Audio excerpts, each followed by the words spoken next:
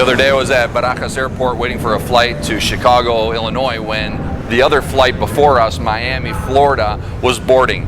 I mean, the lady was taking the tickets, people were getting on, and all of a sudden I saw her get on her walkie-talkie and she says, "Flight's closed." And they walked down the ramp and they closed the doors of the airplane, came back, and as soon as she got back to the counter, this couple came running up with their tickets in their hands saying, we need to be on that flight to Miami. And she says, "I'm sorry, the flight's closed." "No, you don't understand. We've got a very important business meeting." She says, "I'm sorry, we've already closed the doors." "No, you don't understand. The plane's right there. I can see the pilots."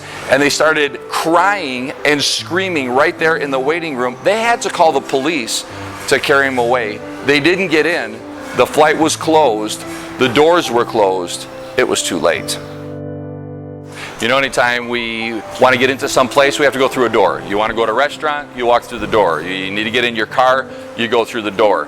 You need to get home, you take out your keys, you open the door, and you walk in. And like the airplane, to get into the airplane, you got to go through the door, but the time is limited. Sooner or later, that door is going to shut, and if you don't get in, you'll be left out. You know, it reminds me of our desire to get to heaven one day. One day we're going to die, and we're going to leave this planet, and we're going to stand before a door. There was a young man that came up to Jesus and asked him a question, "Lord, are there going to be a lot of people that get into heaven or just a few?" And his answer was amazing. He said, "Strive to enter by the narrow door, because I tell you, many people will try to get into heaven and not be able to." The door to heaven is narrow and not everybody gets in. Wouldn't it be terrible to think that you're going to get into heaven and have an open door and you die, and then all of a sudden you realize the door is closed, that you didn't get in?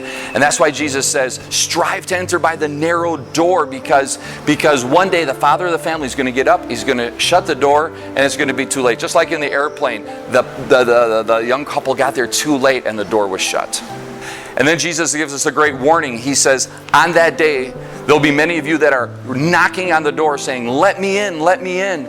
And it's not going to open. And then there'll be weeping and gnashing of teeth, he says, because some people will enter and we're excluded. Now, then he says, "I never knew you. I don't know where you came from." So I guess the question we have to ask ourselves is, do we know God? And when we die, will that door of heaven be open to us? Only the people that know God will have an open door so that they can get into heaven. You know, do you know God? Have you had that experience with Jesus that's so important to have, that new birth? You know, have you given your life to Him? Do you wake up in the morning thinking about Him? Do you go to bed at night thinking about Him? Do you read the Word? Do you try to obey Him? You know, Jesus on the cross, He took all your sin, He took all your filthiness, all your bad thoughts, all your wickedness. He died for it. He paid the price. He rose from the dead. He sits at the right hand of God today, and He reaches out to you and He says, "I will open the door for you if you just come to me. Turn from your sin, place your faith in me, and just strive to enter into that narrow gate. Strive to enter into that place where you know God, and then you'll know for sure that you'll have eternal life."